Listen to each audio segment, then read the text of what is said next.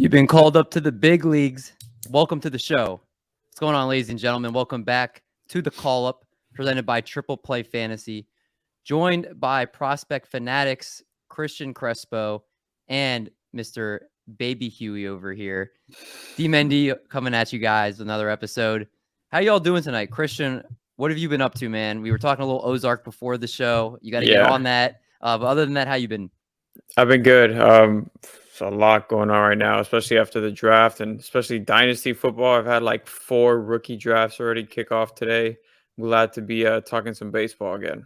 It's always refreshing to talk baseball. And BH, how about you, man? I'm doing good, guys. I just for those who don't know, I came up with a little random nickname for myself, and it's starting to stick already. So I might be called Baby Huey going forward. It's very unique, Baby Huey. Is there any reason for that, for that name, or did it just? No, it literally. I just knew I was meeting with you two guys. Just it was in private, I guess, and I just it popped in my head, and I just wrote it in there instead of my own name. You might have to start putting Baby Huey and then your Twitter name in there from now on. But yeah, besides nicknames, of course, you guys know we're gonna be covering everything and all things prospects on this show. We're talking about guys about to be called up. We're talking about our players of the week down in the minors. There's so much good stuff coming. And without further ado, why don't we get started with, of course, our normal segment to kick it off. That's going to be our players of the week. We give you each pitchers and hitters for this category. Cristian, we're going to kick us off with Shea Langeliers in the Oakland Athletics organization. And the catcher right now is raking. Yeah, he is absolutely on fire. And big thing that he has going for him was a situation that he found himself in heading into this season, and joining Oakland, and a team that's rebuilding and looking to possibly move on from Sean Murphy too. But I mean, he's over his past 10 games, he's hit 4 home runs on the year. He's hitting 294, 407, 647 with 7 total home runs.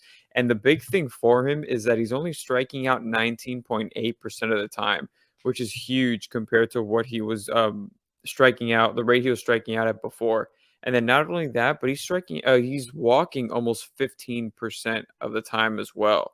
So he's really fighting at those at-bats. He's working the counts. He's finding ways to get on base, putting the ball in play. And it's really shown the development that he's gone through as he's worked through the minor league system, because defense has never been his issue. I mean, coming into this season, he's thrown out 42% of base runners, which is incredible. And he's a really good athlete behind the plate as well.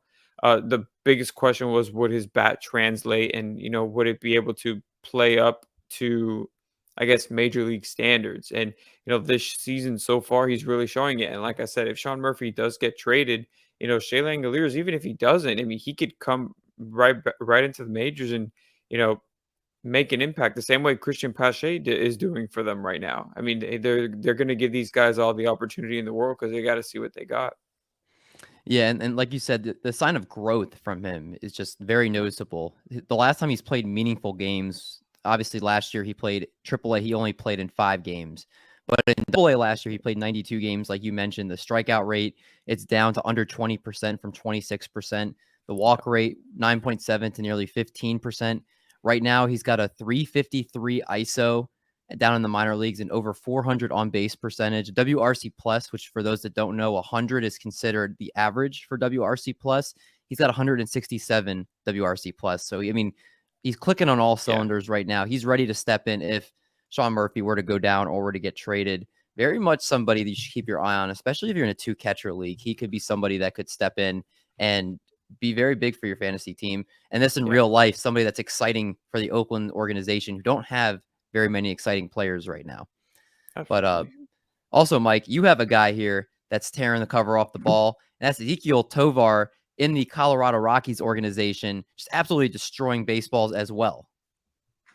Yeah, and again, I went with the last 10 days because that was easier for me to find. But the reason that he stuck out to me, I've been talking about him a little bit. He's been getting some sort of buzz, I guess.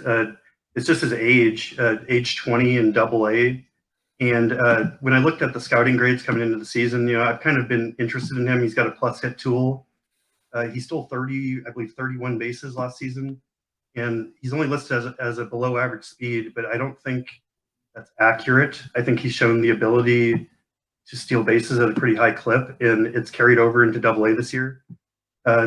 Overall, he's hitting 309, 397, 559. He's got a 163 WRC plus in Double A as a 20-year-old shortstop with an 11.5% walk rate and a 20.5% K rate. So there's just a lot of signs here for me from a dynasty perspective. I don't expect him to make the majors this year, but he also did well in spring training. So he's definitely someone that I'm making a priority add in dynasty leagues, and would trade as get included into a deal as a secondary piece, hoping that he rises into the top 50 down the road.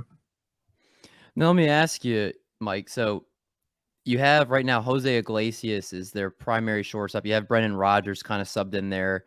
He's also Rodgers playing a little bit of some second base as well. Do you think he's the next guy for the Rockies to come and step in for shortstop, or do you think there's a prospect ahead of him that would get that job before he could? At the top of your head. Off the top of my head, if Ryan Velade, I believe his name is, I'm not sure if he can play shortstop, but he's in AAA. He's the only guy who comes off the top of my head. I mean, I think the organization sees him as their future. I don't think there's anyone currently there that they might have even seen it as the reason that they could justify trading Story. And I don't necessarily trust the Rockies. Their track record's pretty sketchy here, but it's a great organization, and everything combined, it's just flashing lights. Pick him up basically. Do you think he debuts this year if you had to bet on it, or do you think it's next year? No, I think it's next year. Okay. I think he might get jumped up to AAA, but I don't think he'll make it up this year. Okay, fair enough. Yeah, I mean, the Rockies are going to Rocky. Even if they've got a bright prospect, they're just going to sign some crusty old vet off the street to come and play for them. So, God, the Rockies just torment us every freaking year. Yeah. All right, let's go to the pitching side of things. And Cristian, you were excited about Drey Jameson in the Arizona Diamondbacks organization, and he's playing some good ball right now. Yeah, he's been crazy good, and it led to him actually getting promoted to AAA. So that's huge for him. So he's going to be pitching in Reno now. But before that, I mean, he had in his last 16 2/3 innings, he hadn't issued a walk. Not only that, but he also didn't allow a single run. So it goes to show why he was, promoted from AA to AAA. But I mean, he's got a really strong arsenal with a plus fastball, plus slider, and then two other above average pitches in his changeup and curveball that all play off each other extremely well. One big thing when he got drafted was, would he be able to command the zone? And as he's continued to progress through Arizona's system, he's, been able to pinpoint his location. And like I said, his whole arsenal just plays off itself really well. He's got an explosive arm, and, it's something that a lot of scouts have said that's really going to be impactful at the major league level as well. I mean, he projects to be a mid-rotation arm. So that's what a team needs, especially a young team like the Diamondbacks that are, on the cusp. They've got a lot of young prospects on their team, especially hitters and pitchers. I mean, I think it's a very underrated farm system, and we've talked about this off air about how deep their farm system is and how underrated it is to have a lot of prospects that, fly under the radar. And Drey Jameson is one of those. He just continues to climb through the organization and dominate at each level he is at. So it's exciting to follow him for sure. Do you think there's any chance he's a bullpen arm? I know he can touch 100 and he can sit right around the mid 90s. Do you think that he has the stuff that will eventually play into that mid rotation, or do you think you could see him potentially being a really valuable piece in the bullpen? If it wasn't for the fact that he has an above average third and fourth pitch, I'd say maybe the bullpen. But I mean, he's got such a feel for four pitches that I can see him sticking in a big league rotation in his career. Yeah, right. Like you said, right now he's up with the Reno Aces, the AAA team for the Arizona Diamondbacks. So, I mean, is it scary to say, or that's not the right word? Is it fair to say he could be able to make his debut this year, even if it's maybe just out of the bullpen in 2022 for this club? Yeah, I don't see why not. Kind of like a Spencer Strider role that the Braves have with him right now, just kind of like the higher leverage, maybe multi-inning towards the end of the season. But a big thing that he has going for him, in my opinion, is what the Diamondbacks did this offseason in bringing over Brett Strom from the Astros, Mm-hmm. and what he's been able to do with like Merrill Kelly and Madison Bumgarner. While his advanced numbers don't look great, and the numbers on the page for the box score watchers look good. And he might not pass the eye test, but he's being effective. And it's really what he's done with that pitching staff so far really looks good. So once he gets his hands on somebody like Drey Jameson and Ryan Nelson as well, and all these other guys that are coming up in their system, it's gonna be really exciting. Just based off of what he's been able to do thus far. I mean, that was to me their biggest move of the offseason, and it's paying dividends already. Yeah, and you mentioned Brett Strom. He's one of the best pitching coaches out there, coming over from the Astros last year. And I just did a lot of research on Cristian Javier this offseason, and him being a big part of Javier's transformation when he got into the bullpen, and him being able to throw more strikes was because of Brent Strom. And again, when you get the right coaches in these places, they can work wonders on these pitchers. He's definitely one of them. So that's a really key point that I like you brought up there, and talking about how he can keep developing not just the guys in the ball club right now with Diamondbacks, but with the guys that are coming up as well. Yep. Now, Mike, you have a repeat offender here, but again, this guy is deserved of it. Matthew Liberatore, who we talked about last week, he just absolutely he's on the cusp right now. There's some questions in the Cardinals organization in terms of their starting rotation. I really am skeptical of Jordan Hicks sticking into one of those starting roles, whether it's because he gets hurt or just something happens with his performance. I feel like he's right around the corner from potentially taking a spot in that rotation sometime soon. What'd you notice from our guy this past week? Well, mainly the standout stuff at AAA versus other pitchers going on right now. I mean, when you have 2 straight starts of 7 innings with no earned runs, striking out hitters, and the reason I didn't get a chance to talk much about him last week, but he caught my eye last year because he was 21 years old in AAA, which is unique in itself. And his numbers didn't jump off the page, but he actually held his own considering how much older his competition and more experienced it was. So he was someone I've kind of had on my radar coming into the season, and now he's doing what I expected in his repeat performance in AAA. And he's still only 22 years old. So this is like, I don't see him as necessarily like a high upside prospect, but I see him as like a high floor guy who's going to be like a number 3, number 4 type starter. Those kind of guys that he's not going to be on the waiver wire. He's going to be in someone's lineup in every league when he's, and you'll play him most of the time. I don't know what kind of success he'll have coming out. Like, I don't trust rookies their first time through a lot. Pitchers a little bit more, but I'd more expect him to be like a 2023 option who could be drafted late in a lot of leagues, similar to like Mackenzie Gore, and just be like a really good player just right out the gate for you. Yeah, obviously, like you said, somebody that might have a higher floor than a higher ceiling. Not necessarily his stuff, I don't think, is blowing people away. Like you see these guys coming up with their, double-digit Ks per 9, and maybe he won't be that, but he could be someone that's steady for that organization and that rotation. Yeah. Do you remember who he was traded for, Mike? I know it was from Tampa Bay. Was it? It's Rosarena. Rosarena, yep. There we go. Good memory. Good. I did look it up, but yeah, just a couple of years ago, just him and Randy Rose are the big parts. Also, Jose Martinez, if you remember him, he was part of that deal as well. Yeah. But a good help coming for the Cardinals, whether it's sometime this year or next year. But he should be a good pitcher for them. Yep. Some notable promotions. There were a couple. One of them happened just a couple hours before recording here. Kyle Bradish, I want to talk about first for the Baltimore Orioles, because Cristian, you were very much a big fan of him when we brought him up pre-show. What did you think of his debut, which not too bad of a debut? The 2Ks obviously could be better, but you were talking about how his strikeout stuff in the minors was pretty solid. Yeah, in the minor leagues this year, in 15 innings, he had a K per 9 over 10, which is, I mean, it's good. It's a good, K per 9 ratio. But I think the thing that I found most interesting was because he came over to Baltimore from LA in the Dylan Bundy trade.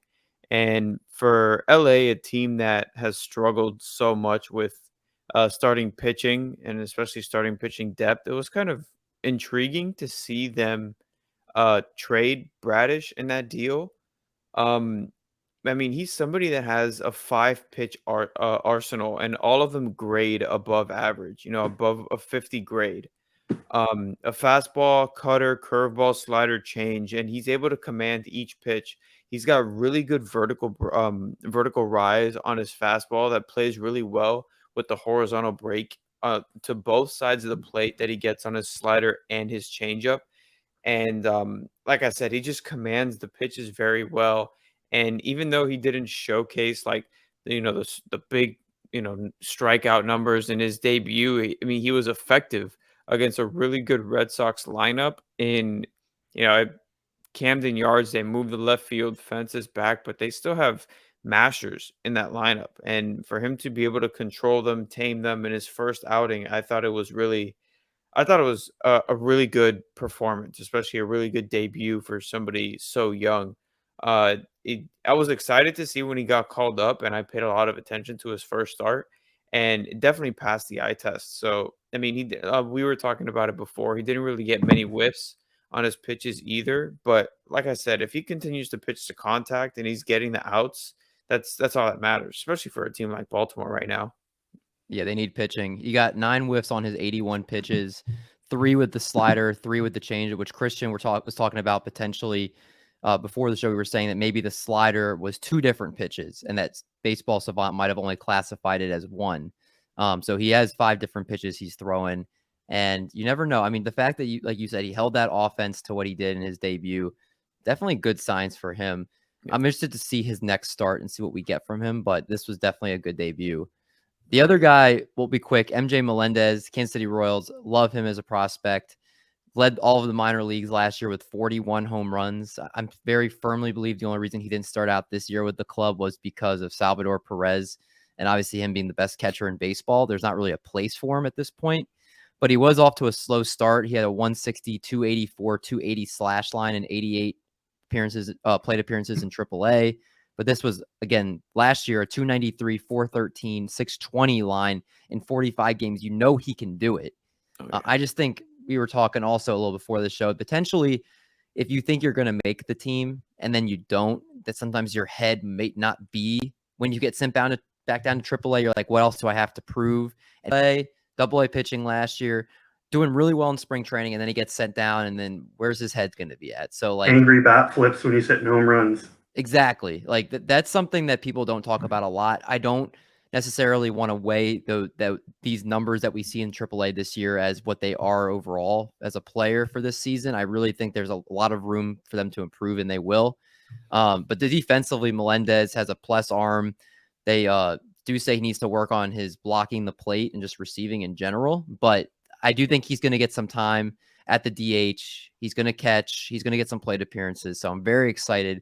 MJ Melendez is here, and the next big prospect in the Kansas City organization to debut.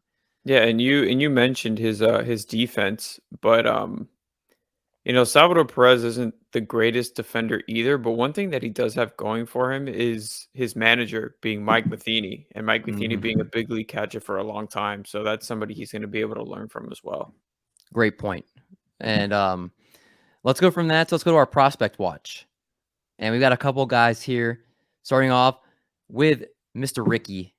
I was going to make like a Ricky joke, but didn't come to be a time. So he's a left-handed pitcher for the Toronto Blue Jays organization, Ricky Tiedemann. Why don't you go ahead and talk about your guy, Cristian? Yeah, I think it's Tiedemann. Tiedemann, thank you. So he was a third-round pick for Toronto in the 2021 draft out of Golden West Junior College. And his last outing, it was actually really good against Bradenton in low A. He pitched 5 perfect innings with 9 strikeouts, and he features a pretty good 3-pitch mix. For somebody his age, it's a mid to high fastballs, a high spin changeup, and an above average spin slider. And I mean, his RPMs on his changeup is almost around 2,200, which is relatively high for what a changeup should be, but a slider is spinning at 2,600, which is above average. And then, like I said, he pairs it with a mid-90s fastball, and that's all coming from the left side, which he's pitching really effective. Just somebody that I'm interested in now, especially after seeing this start by him against Bradenton. Yeah, another great young pitcher in the Blue Jays organization. He also, I don't know if did you mention that he has a circle change? Yeah, If you change okay, thank you. I the missed highest that. pitch change. And yeah, so I mean, he's somebody that right now in single A, right now maybe debut probably not till 2024, I would expect, or somewhere around there, but very much someone to keep an eye on. It has looked good really much recently. So I should mention also, I have a buddy who's a very good Dynasty player, and he's on this guy big time. And some other industry people, I've heard whispers like, I think he's going to be a pretty big riser. So he's probably available in a lot of leagues. I would go get him. ooh, Yeah. I wish we should clip. Even if it's just to trade him later. I like let's, it. Let's wait to release this episode until after tonight's waivers run. I love it. I love it.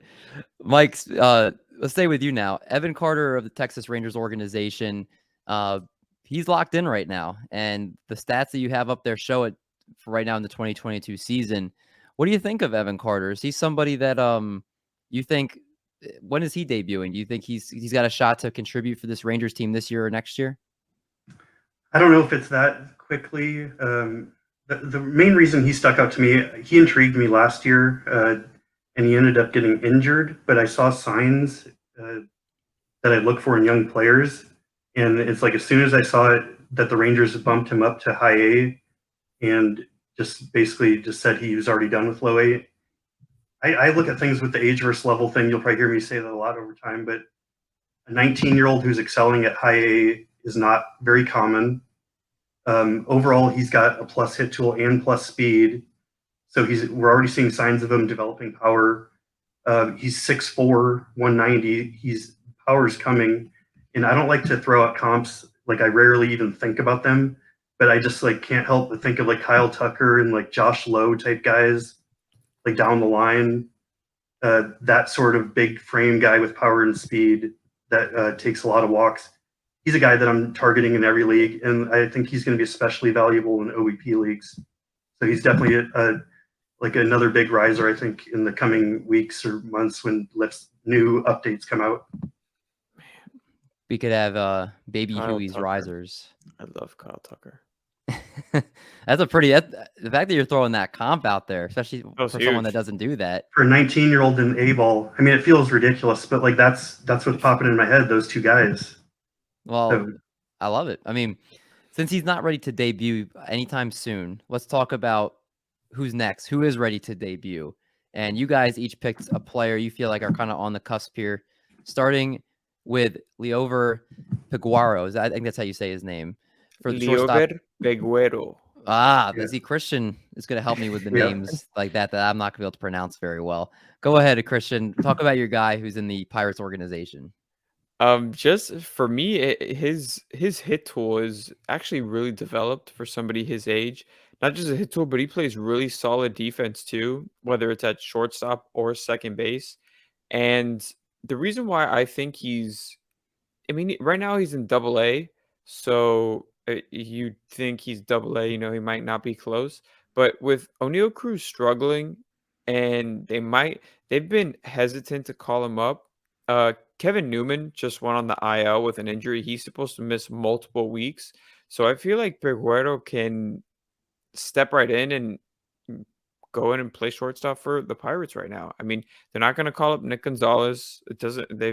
Like I said, they've been hesitant to call up O'Neal Cruz. They want him to work on his defense and all this other stuff, but kind of get him right in kind of a mental aspect. I'm sure he'll be up in a couple weeks, but it's going to be like we were talking about before the show. It's going to be interesting to see, especially with these prospects, to see how long it takes for them to come up now that the roster sizes are being cut down starting tomorrow. I mean, we're already seeing a lot of guys being sent down. Like the Rays just sent down Josh Lowe in a surprising move. But I feel like the way that Peguero's been performing at the AA level, and he has risen quickly too. Like I said, for somebody his age, he's got a really developed hit tool, and um, he's able to spray the ball to all fields too, which is another plus for him. And uh, the Pirates are, they're rebuilding now as well, and they're giving all these young guys a chance. Why not? Why not let him come up and show what he's capable of? Yeah, I love it. And as we talked about, the Pirates are going to need these guys to come in and fill positions because they don't have a lot of talent right now with the big league club. All right, real quick, Mike, why don't you wrap us up with your guy, Kilian, right-handed pitcher for the Chicago Cubs in their organization. What stuck out to you about him? And he's on mute. Don't worry, ladies and gentlemen. I unmuted his mic. Okay, sorry about that. Rookie move. So this is a guy that I caught my attention last year when he was with the Giants. I wasn't very high on him at the time, and then he got traded in the Chris Bryant deal, I believe. And the Cubs have started to unlock some stuff. He started to gain more speed on his fastball. And the reason that I'm really intrigued by him, he excelled at the AFL last year. He's one of the best pitchers in the AFL as well. So that's like a sign of someone who's ready for the majors usually, especially on the pitching side for me. And one of the main reasons I'm intrigued by him is the double plus command with 4 pitches. And it seems like all his pitches seems to be improving. The clips I've seen of him is pretty nasty stuff overall. It looks like it's going to be difficult to hit, especially with the command, even though he's not throwing 100 miles an hour or anything. So he's 24 years old, going almost about to be 25. The Cubs don't seem to have a lot going on in their rotation. I think they traded for him because they're high on him.